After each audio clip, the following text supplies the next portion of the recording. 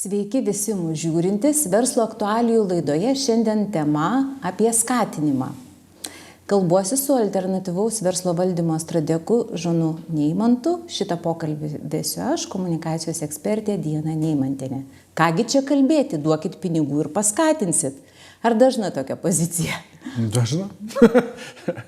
Nes taip atrodo paprastai viskas. Ir paprastai apie tai mes kalbam jau įdarbinimo, liktai ta tema apie atlyginimą ir kaip čia tu mane skatinsi, ko tu mane nori. Bet jin yra gilesnė tema.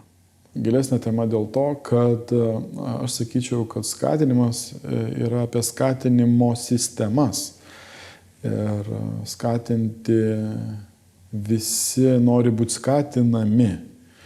Bet kai savininkas ar vadovas, jisai nuolat turi spręsti problemą. Tai aš irgi norėčiau viską skatinti, bet yra riboti resursai. Ir tada yra didžiulė diskusija arba noras sukurti sistemą, kuri viską atpirktų arba patenkintų. Ne? Ir tada yra daug iššūkių. Tai jeigu truputį pavardinti iššūkius, kurie yra versle ir būtent kalbant apie skatinimą, tai yra pirmiausia, iššūkis yra, kaip pamatuoti darbą. Vat įprastai neskatinamas žmogus ir skatinamas žmogus. Ar jis daugiau darbo padaro ar mažiau. Ir tai mes kalbam apie supratimą to darbo. Kita dalis, kiek tai yra našu klausimas.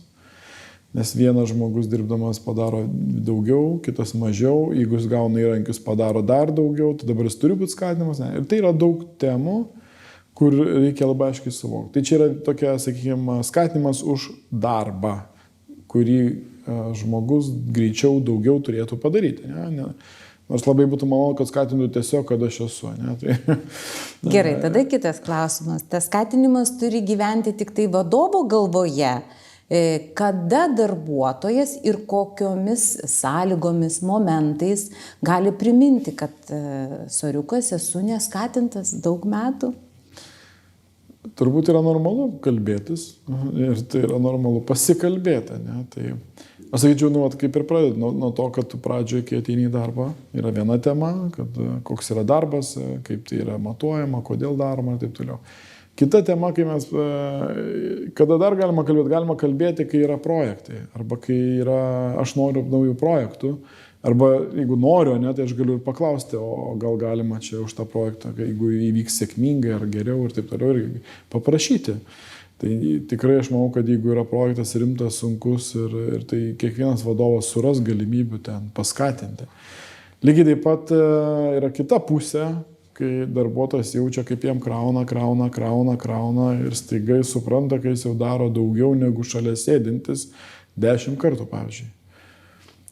Ir man tenka kartais tokių girdėti nuogastavimų, reiškia, mes kaip yra abudu vienodi, bet aš darau daugiau, reiškia, ir taip toliau. Tai yra tokia teisingumo Adamso teorija, kuri sako, kad kiekvienas žmogus matuoja, kiek aš darau, kiek kitas daro ir kiek aš gaunu ir kitas. Ir Adamso teorija sako, kad reiškia, jeigu tai yra lygu, kad tu dirbi ir gauni, ir mano reiškia, darbas ir gavimas yra lygu, tai tada problemos nėra. Bet jeigu tai nėra lygu, darbuotojas tada elgiasi bandydamas tą lygybę sukurti. Tai reiškia, pavyzdžiui, o aš tai darau geriau, ne? Aiškia, tarsi kažkam skolą uždėtų, kad nemato manęs, kad aš dirbu daugiau. Ir ta lygybė yra Jeigu žmogus nepavyksta, tada jis bando aiškinti, kad mes čia negalim būti sulyginami. Reiškia, jis tarsi pasiteisina, kad reiškia, tą savo nepasitenkinimą jis tai ten kažką pažįsta ir dėl to ten kažką, tai liktai pagrindą. Ir jeigu tai dar nepavyksta, Adamso teorija sako, kai jis keičia darbą tiesiog.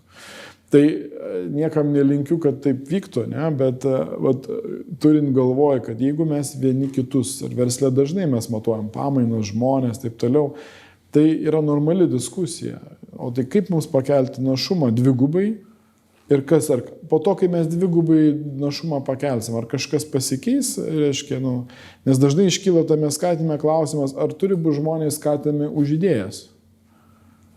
Ne? Ir kompanijos tikrai randa būdų, kaip apdovanoti tos žmonės, kurie pamatė, kažkokį dalyką, kuris pagerino arba palengvino, arba greitino. Tai čia irgi ta tema, kur skatinti galima už viską, bet tai turi būti objektyvu. Kita dalis yra skatinimo sistemos vadinamos komandinėmis. Pavyzdžiui, turim atidaryti naują parduotuvę, ne? Jeigu tai nėra atidarinėti parduotuvių darbas, tai yra papildomas darbas, bet tai reikalingas kompleksinis dalykas. Bet aš jūs klausimai, kurie kyla apie tokius skatinimus grupinius, tai yra kaip padalinti, reiškia. Vieni ten procentai suvardino, kad ten pardavėjas įdės tiek, ten logistas tiek, ten vedėjas ten tiek ir taip toliau. Ne? Yra tokia, taip galima sukurti sistema, yra kita sistema, kai sakoma, jeigu bus sėkminga, visi lygiai gausit. Ne? Ir čia irgi daug klausimų kyla, ar tai teisinga, ar klaidinga. Ir čia irgi labai sveika padiskutuoti kartais ir tarp vadovų, ir toj pačioj komandai yra tekę ir man sukelti keletą diskusijų savo komandose, o kaip jūs tai galvojat, jeigu mes tai padarysime, kiek jūs turėtumėt būti paskatinti. Žmonės, jeigu sąmoningai ir atvirai, jie paprastai pasako, įvardina. Ne? Tai aš manau, kad skatinti yra geresnis būdas negu bausti. Reiškia, jeigu dar tęsiant toliau, tai yra komandinis, tada yra vadovų komandos gali būti skatinamas. Tada gali būti kažkokie už projektą, už pagerinimą labai stiprų. Nežinau, netgi valdybos kartais gali nutarti, kad skatins tokiu atveju generalinį direktorių, tokiu top management. Ne? Gerai, ar yra skatinimo mados, pavyzdžiui, kelionė į Turkiją, tai čia jau yra ir 3 paras gerti, čia jau skatinimas, ar madinga, tai, žodžiu, šaržuoju, ar ne, bet girdisi, ar ne, kaip tie žmonės sukonkretina tuos lūkesčius, kas jiems išskyrus pinigai galėtų būti tie, ar įvardina, kas yra skatinimas? Žmonės paprastai, jeigu yra paklausti, tai aišku, pirmas atsakymas, tai duokit pinigų ir čia viskas, bet ilgainiui ir tos, kaip mados, jos atsiranda tos mados, ne? Kad dabar ten buvo populiaru, reiškia, komandiniai mokymai. Reiškia, ar čia skatinama ar ne, nežinau, kai kas tai tikrai yra skatinama, bent jau pažinti viens kitą ir kažką pabandyti ir tu daug atradimų padarai, ne? Bet ar tai yra skatinimas mano asmeninis, tada klausimas, ar čia viskas dėl kompanijos dalyvauja.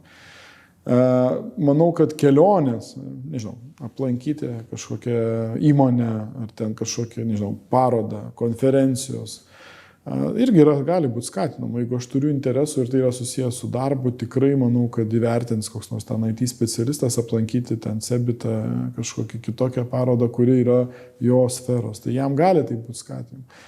Sveikatos draudimai įvairūs, tada gali būti kursai, mokymai, ne, kur kažko moko mus, mano kompetenciją kelti ir taip toliau. Tai tas plotis skatinimo, aš manau, kad yra didelis. Kitas klausimas, vakarėlis, netgi tas pats, ne? Bet yra daug irgi to paslėpto dalies. Ne? Tai jeigu aš darau vakarėlį iki paryčių su, reiškia, gerom dainom, tai nežinau, išgertuvėm, gerų maistų, tai viskas labai faina, bet aš visada turiu klausimą, jeigu jūsų įmonė 60-mečiams tai darot, ne? Kaip jie tai mato? Ir kaip tai mato, ką tik baigė žmonės universitetą? O kaip mato vienišos mamos, kurios neturi vaikų padėti? O kaip? Ir čia turbūt yra irgi, nesakau, kad neskatina. Aš sakau, kad reikia suprasti poreikius ir kas tikrai žmonės paskatina. Galbūt žmogui, kuris mažiau socialus, tai gali būti problema ir tai demotyvuos netgi. Tai tam tikras vakarėlis, kuris yra privalomas, tarsi, ar neprivalomas, nežinau, tai čia įmonės labai skirtingos yra. Tai skatinimas tikrai nėra vienareikšmis atsakymas. Aš manau, kad tai yra derinys supratimo, kas mane patį kaip žmogų skatina geriau daryti, dalytis, būti aktyvesniu. Pavyzdžiui, kaip proaktyvumą padidinti įmonėje. Puikus klausimas. Ir tai nėra paprastas atsakymas. Netgi ir duodant pinigus yra keletą ir pačiam teko daryti eksperimentų, kai tu sakai, tau 100 eurų daugiau, ne? Aiškiai, tai jis padarė. Kitą mėnesį jis jau tikisi, kad jam duos tą 100 eurų. Ja? Nes jis taip, irgi stengiasi. Ne? Po 5 karto jis sako, tai yra mano alga, o čia nebeskatinimas. Ir tai yra psichologinė dalis žmogaus, nes taip sutverta, kad iš pradžių tai yra paskatinimas, bet po to tu apsipranti su tam tikrais poreikių tenkinimais ir tai tampa tavo norma. Kodėl taip nutinka, kad vadovas pamiršta apie skatinimą ir kada tai būtų momentas tiesiog apie skatinimą pasikalbėti? Aš manau, kad pasikalbėti visada galima, nes aš manau, kad gero žodžio gavimas irgi skatinimas yra. Arba gerų santykių turėjimas irgi yra skatinimas. Kaip aš taip pajuokauju kartais, ar už 10 000 eurų jūs galėtumėt pasirašyti kontraktą, ten 2 metus sėdėti sandėliuke, uždarytų vienam, reiškia. Ir daugelis sako, jo, galėčiau, bet yra potekstė, o kiek tu ten po tų 2 metų po to būsi vertas. Ir kaip tai atrodys. Tai čia ir cinizmo yra dalis, bet yra ir kita dalis. Aš manau, kad atsakingi už skatinimą yra visi, ne tik vadovai. Ir darbuotojai. O aš taip pajuokauju kartais, sakau, o kaip darbuotojai skatina savo vadovus? Pykčių, tylėjimu, nepasakymu, sąmoningų nutilėjimų, galbūt, ne? Gal jie demonstratyviai parodo? Arba neparodo. Tai tas klausimas negali būti. Tai aš sakyčiau, kad ir mados, kaip formuojasi, tai yra visuomeniai tam tikros vyraujančios mados ir tai nuvilnija ir per įmonės. Mes esam gyvi žmonės, kurie norim būti ir matomi, ir pagirti, ir palepinti, ir atkreiptas dėmesys. Aišku, įmonė nėra socialinių darbuotojų, dažnai verslas nėra, jeigu tai nėra socialinis, ne kažkoks verslas, tai įmonės turi uždirbti tos pinigėlius.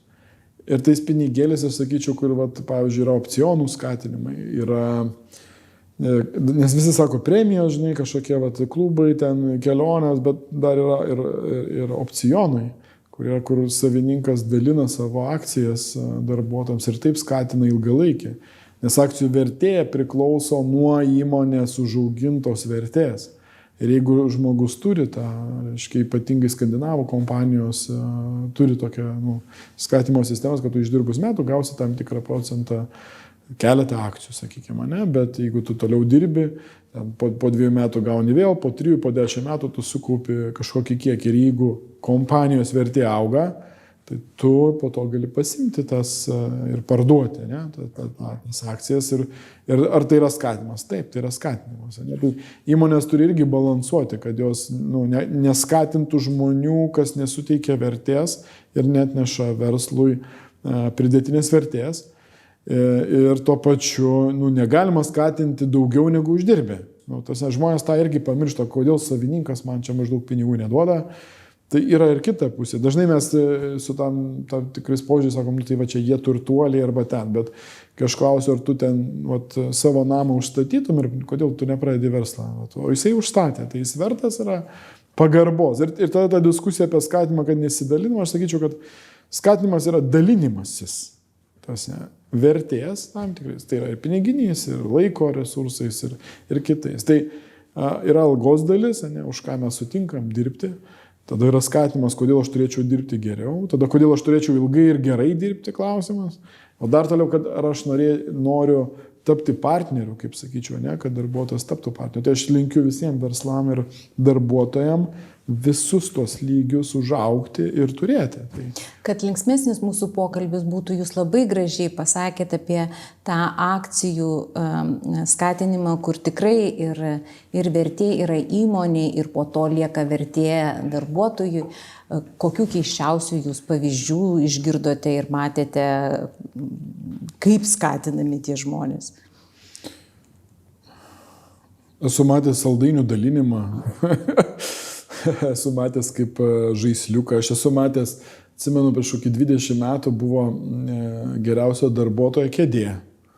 Reiškia, tuo metu buvo labai svarbi, tu gauni ypatingą ofiso kėdę, kur tu visą mėnesį sėdi iki kito mėnesio. Ne? Tai, ir aš tada jau galvodavau, tai ar man tai būtų paskatinimas? Nežinau, gal ne, gal net pajuokos objektų gali tapti. Bet tai yra kultūros dalis. Jeigu yra kompanija, kur yra kažkaip tai konkuruojama, ne, ar kažkokį ženklą užsidėti ten, auksinį ženklelį, kad tu esi šiuo metu geriausias pardavėjas, pavyzdžiui. Tai jis tas ženklelis, jeigu išorė žino, tai kažką reiškia žmogus atiduoda daugiau savęs ir pasiekia tų rezultatų, bet gali būti ir tokia ciniška, žinai, kad, o tai ką čia dabar, ženklelių įsiegimas jį pakeičia, bet čia daug yra tokio irgi diskusijos, tai iš įdomesnių tokių, kiek yra tekę girdėti, tai yra, kai verslai savininkai traukėsi ir įkūrė fondą ir kadangi akcijos buvo dalinamos, tai galiausiai gaunasi, kad fondas turi įmonę, kuri yra valdoma visų darbuotojų, pavyzdžiui. Aš nežinau, kaip jie ten susitarė, kai jų ten tūkstančiai ir ten kažką, bet tai yra įdomu. Kai savininkas nusprendžia, kad ten, nežinau, 60% bus išdalinta, arba parduota, arba suteikta galimybė nusipirkti darbuotojams, pavyzdžiui. Tai man atrodo, čia yra apie tą mūsų tikrai giving, kad dalinamės. Ne? Tai dažnai mes diskutuojam. Daug dažniau žmonės padiskutuoja apie tai, kad dalinimosi ekonomika. Tai aš manau, kad čia irgi yra apie skatinimą vienas kitų. Jūs truputėlį peržvelgdamas sakėte, konferencijos, kažkokie mokymai, kur tikrai kelionės, kurios yra dalykinės kelionės, kokie dar, minėjot, akcijas, kurios yra tikrai kažkoks toks indėlis kartu ir pelnas atgal, bet kiek mes drąsūs kalbėtis? Jūs sakot, jau įdarbinimo metu tikrai nesutikčiau.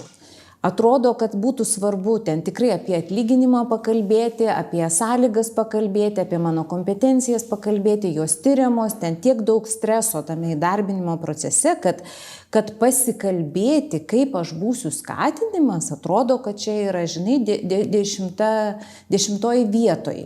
Na gerai, pralaukiau šitą momentą. Nepasikalbėjome, bet kada galiu apie tą skatinimą kalbėtis, ar metinio, sakykime, pokalbio metu, kada tai būtų tinkamas metas? Dabartiniai kultūrai, ką aš matau skirtingose įmonėse, tai vienas, ką jūs ir pati paminėjot, pavyzdžiui, metinio pokalbio, tai reiškia, kad kiekvienais metais aš susitinku savo vadovą ir mes kalbam apie mano rezultatą, apie mano progresą, apie mūsų įmonę ir turi viena tema būti mano alga ir mano skatinimas. Tikriausiai tai yra čiutinė norma, ne? Bet yra daug kitų sistemų, žmonės, mentorystės programos, ten coachingo programos, ten tobulėjimo, reiškia, ten palydėtojo įmoniai. Tai aš manau, šitos sistemos visur sukuria erdvę pasikalbėti apie tai. Pavyzdžiui, tu gali būti skatinamas, bet suprasti, kad niekados tu nebūsi paskatinamas dėl to, kad iš esmės nėra galimybės kažką geriau atlikti. Yra ir ta dalis.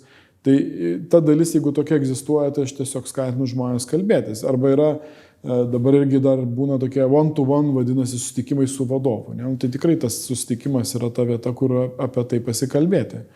Ne? Kaip, kad aš norėčiau būti skatinamas ir ką tu siūlai, vadovas automatiškai. Jeigu tu ateini ir sakai, dabar mane, skatinkit ir tu nieko nepasakysi, aš nelabai suprantu. Greičiausiai reikėtų lūkesčių suformuoti ir įvardinti. Jo, tai, tu turi būti logiškas, ne, kad tu jeigu siūlai. Lygiai taip pat aš ir vadovus galvoju, kad vadovai, jeigu yra keletą, sluoksnių vadovų, ten vidurinios grandies, jie irgi kartais pasijaučia tokie, kad jeigu jie negalvoja apie savo skatinimą arba tik susidėjo su savo darbuotojų skatinimu ir iš viršaus nieko neleidžiama, tai irgi tada, tai jis irgi turi galvoti ir apie save lygiai taip pat, bet lygiai taip pat diskusija turi būti ir su jo vadovu.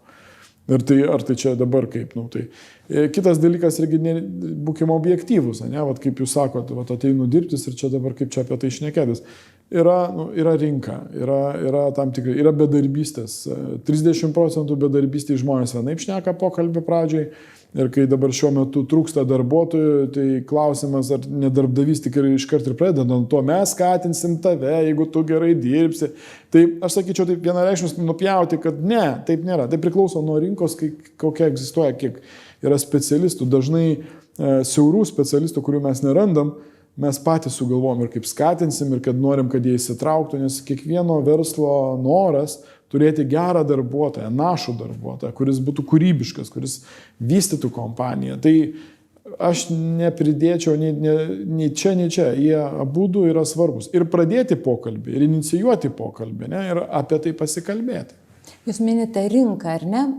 Kada iš lojalumo ir tokio įžvalgumo vis dėlto nevertėtų kalbėti apie skatinimą, girdint įmonės kokią situaciją? Ar kad sumažėjo mūsų apyvartos? Aš galvočiau, kad visiems tai yra protingi darbuotojai, ar ne? Ir ypač jeigu yra lojalūs ir besigilinantis į įmonės situaciją. Kokioje situacijoje geriau galbūt reiktų pralaukti ir tikrai neklausti? Tai turbūt COVID laikas parodė irgi, ne, kad atėjo laikai ne tik žmonių sveikatai, bet ir įmonėm pakankamai staiga viskas užsidaro ir taip toliau. Ir daugelis savininkų ir man pačiam teko atsistoti prieš kolektyvą ir pasakyti, kad algas reikia susimažinti, pavyzdžiui, ne? O apie skatimą iš vis net kalbos neskalbame. Ir buvo džiugu, kad darbuotojai suprato, kad tiesiog įmonė negali veiklos daryti ir tiesiog reikia pabūti, taip, reikia savo gyvenimą biškį, kaip čia susiaurinti tam tikrą prasme. Tai čia yra to sąmoningo, gal tai turbūt tokios situacijos tikrai tada, kad neskatinti, ne? Tai čia net kalbos nebėra apie tai. Bet čia yra sąžiningi dalykai. Jeigu darbuotojas supranta, kad įmonė neauga, o jie tikisi algos augimo, dėl ko tada? Kitas dalykas yra gal, kur irgi taip lojalus darbuotojas, dirba 20 metų, ateina naujas ir jam pasiūloma didesnė alga. Tai čia irgi ta vieta, kuri labai įdomi atrodo, ne? Kodėl jam pasiūlyta? Jeigu jie vienodą, pavyzdžiui, darbą daro, tai turbūt normalus klausimas būtų vadovai, tai aš dirbu ir jau žinau, ne? Šitam reikės išmokti dar, adaptuotis, jis netaps našu, visi tyrimai sako, kad darbuotojas naujas nėra našus pirmus 3 ar 6 mėnesius. Tai jeigu tai yra pareigybės vienodas darbas, ne, tai ir darbo kodeksas sako, kad žmonėms turėtų būti atlyginama vienodai. Nes yra sveikumo ir pagarbos ir teisingumo dalykai yra taip pat. Matėte įmonių, kur niekada nebuvo taikoma skatinimo sistema? Teko. Kodėl jūs susipažinot? Kodėl kartais taip įvyksta? Esu matęs dėl to, kad įmonė tiesiog didelės algas moka. Ir žmonės yra patenkinti ir jie tiesiog, jiem net minčių nekyla, nes jie supranta, kad jie gauna daugiau negu rinkoje ir jie supranta, kad įmonė rūpinasi labai stipriai jais. Pavyzdžiui, ten turi savo valgyklas, turi maitinimus, dar kažkokį, tai yra taip. Teko matyti įmonių, kur neskatinima dėl to, kad darbuotojai tyli, bet neišeina iš darbo. Neprašo, ar ne? Neprašo, tai ir... Neužsimena apie tai? Neužsimena. Dėl to, kad kažkokia mitologija egzistuoja, kad tam kaime darbo nėra ir dėl to reikia kentėti iki paskutinės. Ne? Tai nežinau, ar tai čia gerai, nes darbuotojas tam gyvena tam tikroje nekomforto zonoje. Verslas turbūt irgi iš to, aš netikiu, kad žmonės, kurie taip galvoja, labai vystys tavo verslą.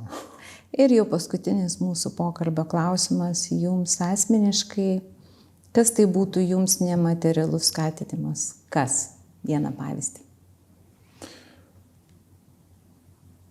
Rimtas, gilus pokalbis apie verslą ir gyvenimą.